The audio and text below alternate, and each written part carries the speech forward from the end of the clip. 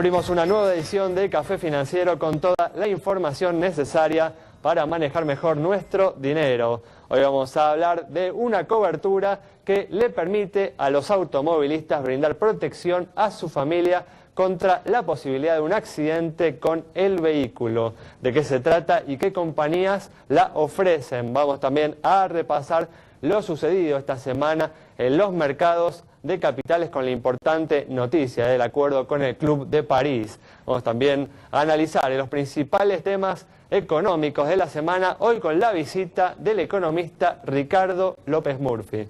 Quédate con nosotros, tras el siguiente intervalo vamos a regresar con todos estos temas y vamos a responder a todas tus preguntas. Bueno, ya estamos aquí con Santiago Chelala, también está Yamila Escala y hoy nos está acompañando Miguel Cielonca para repasar lo sucedido en los mercados de capitales. ¿Qué tal? ¿Cómo andan? Muy bien, ¿cómo les va? Bueno, gracias por venir una vez más. Bueno, vamos a arrancar con todos los temas que tenemos para hoy. Y esta semana, en un evento empresario, el presidente del Banco Central, Juan Carlos Fábrega, dio algunas declaraciones sobre el futuro de la economía. Señaló que las tasas de interés que tanto están afectando a los consumidores y a las empresas van a bajar si la inflación se mantiene por debajo del 2% mensual. Santiago amplía esta información.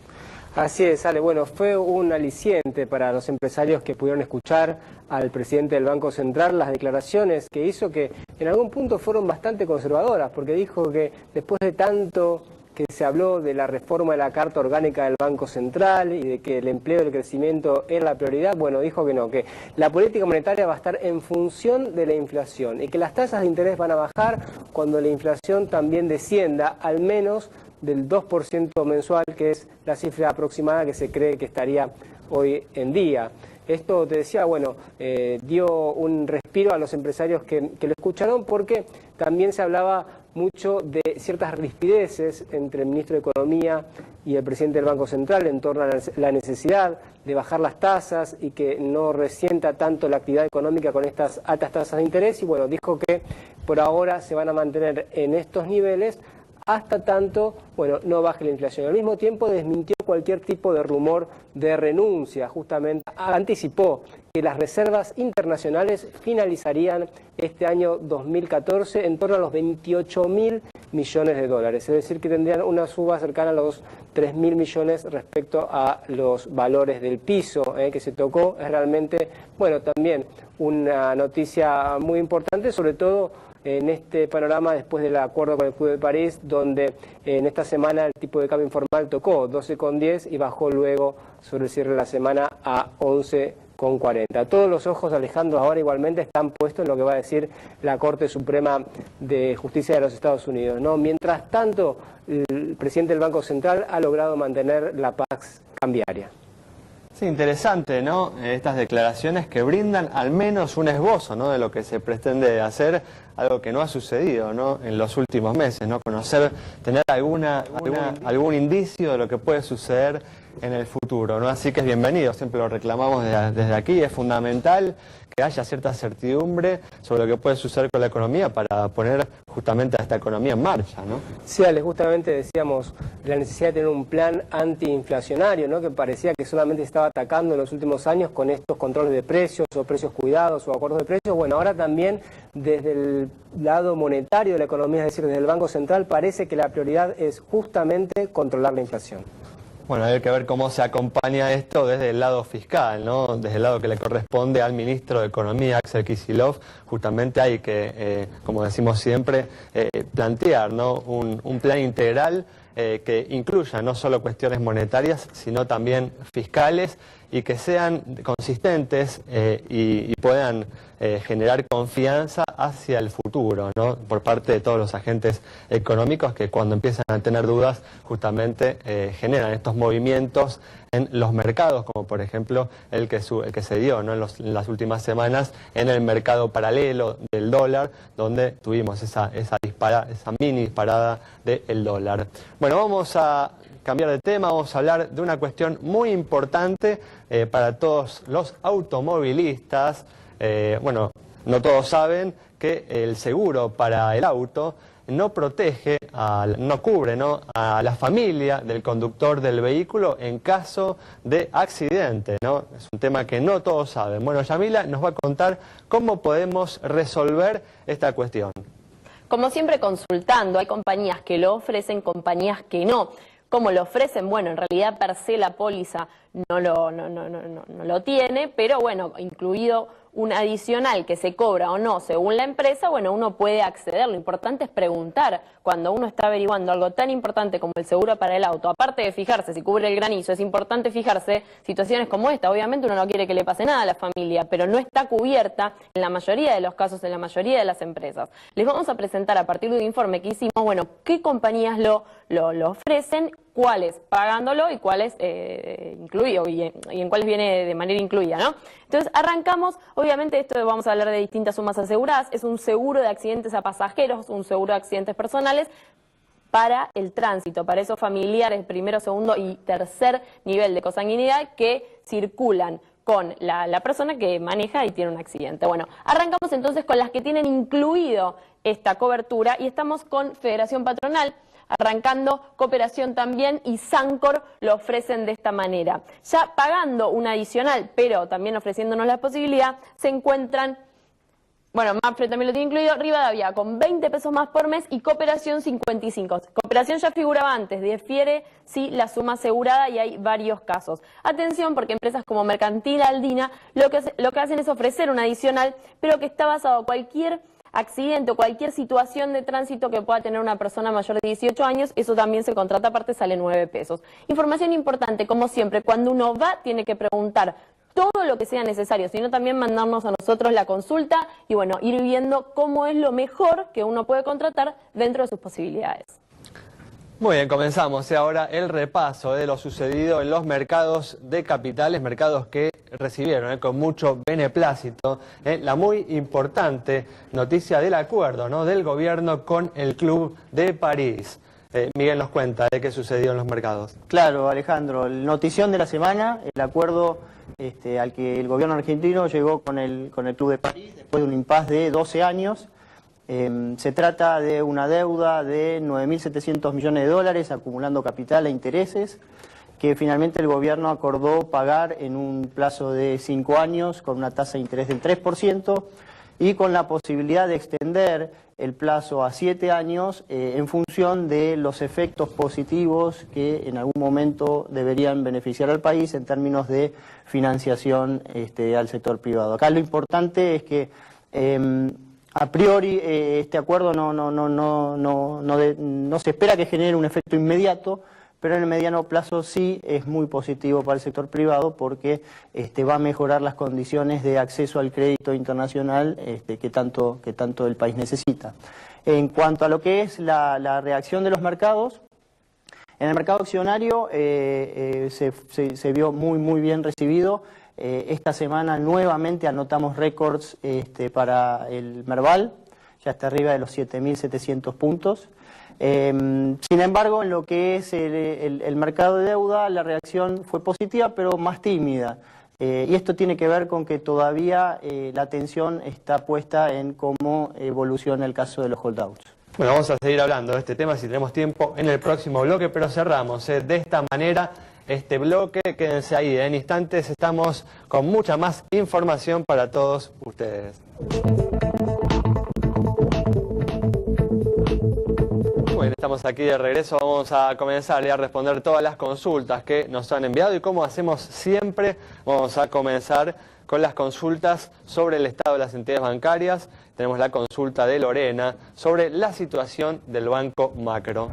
Para Lorena, entonces, un banco de capitales nacionales pero privado, vemos sus números en pantalla, tiene un patrimonio de 9.305 millones de pesos, depósitos 39.145 millones y acumula un resultado positivo en el último ejercicio de 677 millones de pesos. Tiene buenos indicadores de solvencia y también de liquidez, cara sonriente para el Banco Macro.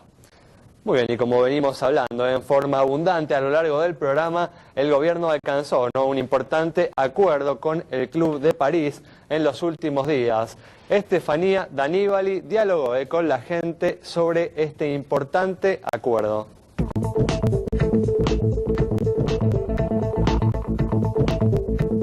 Café Financiero dialogó con los argentinos para saber si apoyan este acuerdo y si creen que generará beneficios en la economía. La verdad me parece positivo, básicamente por el contexto político que se vive acá, en cuanto a la idea de que el país está aislado. Es muy positivo. ¿Por qué? Porque nuevamente estamos abriéndonos al mercado internacional, abriendo la posibilidad de crédito y solucionando temas que quedaron colgados de épocas pasadas. Todo lo que sea cerrar cuestiones pendientes creo que termina siendo ventajoso. A ver, es un proceso de normalización que está el gobierno y esto permite que ciertos fondos que estaban trabados se liberen y que haya posibilidad de que haya algunas inversiones que estaban demoradas. Me parece positivo y tarde. Todos los países serios deben afrontar sus deudas, independientemente de cómo hayan sido tomadas. Bueno, como coinciden todos, indudablemente este acuerdo va a permitir mejorar el panorama económico hacia el futuro, empezando por la mejora en el acceso al financiamiento tanto de las empresas como del gobierno y también la posibilidad de la llegada de algunas inversiones. Pero obviamente todos van a estar expectantes en los próximos días de lo que vaya a suceder en relación a la Corte Suprema de los Estados Unidos y la causa contra los fondos buitre. ¿No es así, Miguel? Efectivamente, la Corte Suprema de Justicia va a tener que responder a partir del día 12 de junio cómo sigue la batalla legal. Es importante tener en cuenta que el gobierno viene haciendo todos los deberes y apuntando a acceder al financiamiento externo, pero claramente nos está faltando la figurita más difícil, para llenar el álbum. El gobierno normalizó la situación con el CIADI, mejoró las estadísticas, pudo acordar con los accionistas de Repsol en cuanto a la indemnización por YPF y esta semana acordó con el Club de París. Sin embargo, la figurita más difícil es justamente cómo resolver la batalla legal con los holdouts. Hay tres alternativas: que la Corte tome el caso o que la Corte no lo tome, pero aún sin tomarlo, que pida o no la opinión del gobierno americano en cuanto a cómo seguir el proceso. El mejor escenario para el gobierno argentino es que se pida la opinión del gobierno, porque la estrategia del gobierno americano, porque la estrategia de Argentina es poder llegar al mes de enero del 2015. ¿Sí? Un tema que estaremos muy atentos en los próximos días y que coincidirá la resolución de esta cuestión con el inicio del Mundial de Fútbol. Bueno, vamos a cerrar este bloque respondiendo a una última consulta sobre la situación de una compañía de seguros. Para María Rosa, que nos consultó sobre la situación de Allianz, esta empresa presenta un activo de 2.004 millones de pesos, pasivo 1.699 millones, patrimonio 305 millones, resultado positivo 38 millones de pesos, primas 1.314 e informa 2.452 juicios. Con indicadores que se condicen con los del promedio del mercado, es que le otorgamos la luz verde de nuestro semáforo. Y recuerden, sigan enviándonos sus consultas, @Café Financiero en Twitter o en Facebook, también nos encuentran como Café Financiero. Muy bien, quédate con nosotros. En el próximo bloque vamos a estar analizando los hechos más destacados en materia económica de la última semana, hoy con la presencia de Ricardo López Murphy. Muy bien, ya estamos aquí con la presencia de Ricardo López Murphy para analizar los hechos más destacados en materia económica de la semana. ¿Qué tal, Ricardo? ¿Cómo andás? Bien, muy bien, por suerte. Gracias por venir. No, gracias a usted por invitarme. Bueno, una semana en la que definitivamente, como ya lo hemos estado mencionando aquí a lo largo del programa, el tema excluyente fue el arreglo del gobierno con el Club de París. ¿Cuál es, Ricardo, tu opinión sobre este acuerdo? ¿Crees que mejora las perspectivas de la economía argentina de aquí al futuro? A ver, uno de los interrogados en el público dijo lo que yo creo. Yo creo que eso debió haberse resuelto en el año 2003, cuando teníamos el acuerdo con el Fondo Monetario, lo cual hubiera simplificado enormemente muchas de las dificultades que tuvimos posteriormente, y además hubiera probablemente alcanzado una negociación mejor que la que hoy está disponible. La segunda cuestión, que yo creo que es interesante de saber, y a mí yo he sugerido, y lo vuelvo a hacer ahora, que el ministro vaya al Congreso de la Nación informe en detalle no solo cuál era la deuda sobre la cual se consolidó, cómo se llega de los alrededor de 5.800, 6.000 millones en el año 2007 a los 9.700 de ahora. A mí me da un número menor, pero digo, probablemente eso se deba a qué tasa de interés se ha aplicado. En segundo lugar, la estrategia, porque yo digo, ¿qué es lo que se ha hecho en el Club de París? Se ha dicho, arreglamos un vencimiento de muy corto plazo, que va a pagar el próximo gobierno en su mayoría, y la pregunta que uno se tiene que hacer es, ¿esa la mejor estrategia o era la de rondas anteriores? ¿Cuál era la de rondas anteriores? En general, por los problemas que nosotros tenemos de acceso al crédito, que no son novedosos, ahora son peores que nunca, pero siempre fueron complejos, lo que se buscaba era un largo proceso de amortización, de manera de evitar una excesiva presión sobre el financiamiento anual. Claramente, igual, Ricardo, había prisa, ¿no?, por resolver este tema. Digo, yo con esto no quiero decir que no entiendo ojalá lo hubieran hecho hace 11 años, así que yo creo que es positivo que el país se normalice. Creo que parte de todos estos costos que yo no encuentro la explicación es que al revés de en casos anteriores no participaba el fondo. Ahora, yo siempre recuerdo muchos años atrás, yo escuché una vez a un funcionario del fondo decir lo que él había hecho ahorrar a los países emergentes en el cálculo de las deudas, porque acá esa cuenta de conciliación es una cuenta compleja.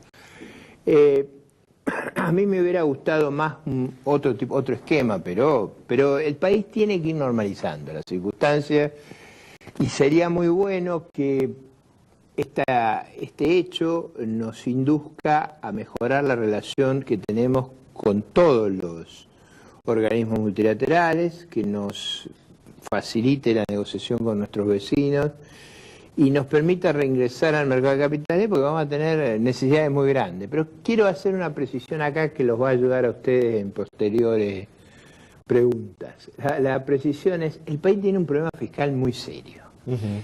¿Cuál es el costo de pagar rápido? Que en lugar de tener espacio para bajar la inflación, nos resignamos a una alta inflación para poder pagar las deudas. Entonces yo no sé si ese es el dilema más conveniente para Argentina. De todas formas da la impresión, ¿no?, de que el gobierno busca con estos arreglos acceder a financiamiento para continuar financiando, dicho sea, valga la redundancia, ese importante gasto público que tiene, ¿no? Bueno, ahí hay otro tema. Nosotros tenemos, creo que hoy nadie se le ocurre discutirlo, tenemos una crisis energética formidable, la tenemos en energía eléctrica, la tenemos en gas, la tenemos en todas las etapas de la producción de hidrocarburos. Nosotros cometimos la enormidad en estos años de financiar compras de generadores casi al contado. Si hubiéramos tenido este acuerdo, probablemente hubiéramos podido financiarlo 20 años como hacen otros países. Yo diría que una cuestión vital de un acuerdo de este tipo es para poder financiar el plan de infraestructura, o sea, sobre todo toda la compra de equipos que nos amplíe la red de proveedores a los que podemos acceder. ¿Cuál es la estrategia del gobierno? Como estábamos peleados con todo, no le pagábamos a nadie, íbamos al que nos daba y nos cobraba digamos, un disparate, porque no podíamos comparar ofertas. Por eso yo creo que hay, si ustedes quieren, hay beneficios que a lo mejor nos están imputando al acuerdo. Pero digo, a mí me hubiera gustado un planteo bajo otros ejes. De todas maneras, creo que sería buenísimo y además muy sano para la Constitución y el funcionamiento de nuestras instituciones que el ministro haga la presentación en el Parlamento. Porque si eso ocurre, vamos a evitar que muchas de estas discusiones aparezcan después y armen un lío enorme. Es mejor empezar bien con una explicación. Hicimos este acuerdo, los acuerdos anteriores eran otros, las alternativas eran estas, nosotros elegimos esta. Mi sospecha es que pagamos en esto, como en otras cosas, un alto precio con tal de que el Fondo Monetario no audite nuestras cuentas, ¿no? Ahora, una de las cosas que incluye el acuerdo es que a medida que ingresen inversiones de empresas de esos países que forman el Club de París, la Argentina va a pagar un poco más, ¿no? Es esta teoría del esfuerzo compartido, dijo el otro día el ministro. ¿Cómo ves eso, Ricardo? Ya a mí no me... A ver, a mí nunca me gustó el cupón PBI. O sea, decir, yo creo que la negociación de la deuda no fue bien hecha. Yo al revés de lo que dice mucha gente, yo creo que se cometió un error enorme. Se cometió un error en el cupón y se cometió un error más grande todavía en permitir swapear de una moneda a otra. Porque ¿qué fue lo que pasó en el 2005? Que después se metieron en el lío de trampear con INDEC y todas estas porquerías que han ocurrido. Todo el mundo sabía que Argentina negociaba en condiciones que no eran las mejores. ¿Por qué?